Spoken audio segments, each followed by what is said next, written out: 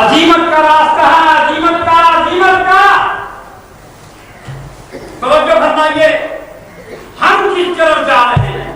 یہ عظیمت کا راستہ ہے، مصلحت کا راستہ نہیں ہے۔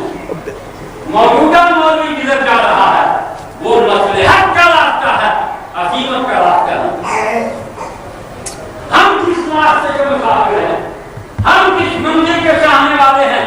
اس منزل کے راستے میں تاریکیاں بھی ہیں، کھائیاں بھی ہیں، دشمنوں کے اور ظلمتوں کے محیط جبڑے بھی ہیں، سناٹا بھی ہے، عداوت بھی ہے، پریشانیاں بھی ہیں، بھوک بھی ہے، افلاس بھی ہے، غربت بھی ہے، معاشی پریشانی بھی ہے، لیکن اس کے باوجود راہ حق ہے، راہ حق ہے، اس لیے کہ ہم مفادات کو قربان کرتے ہیں، مقاصد کو قربان کرتے ہیں۔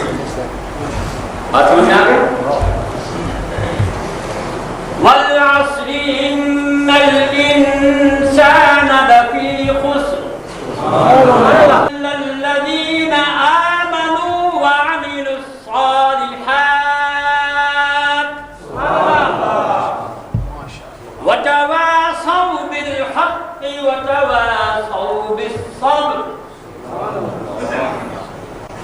حق کی بات کہتے ہیں اور یہ عرض کرتے ہیں کہ اگر پریشانی آئے تو گھبراؤ مت۔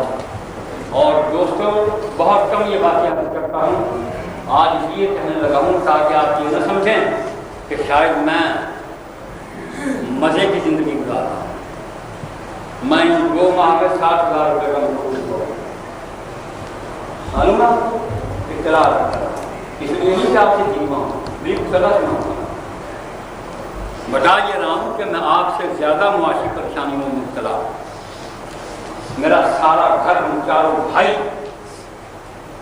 ہماری بوڑھی ماں زندہ ہے، اللہ سلامت ہے، اللہ تبارک و تعالیٰ اس کی دعاؤں میں برکت ڈالے اور انہی دعاؤں کی برکت اور شفقت سے خدا ہماری تمام پریشانیوں اور مسائل اور مشکلات دور فرمائے، بدریات دنیات اور آفات دور فرمائے۔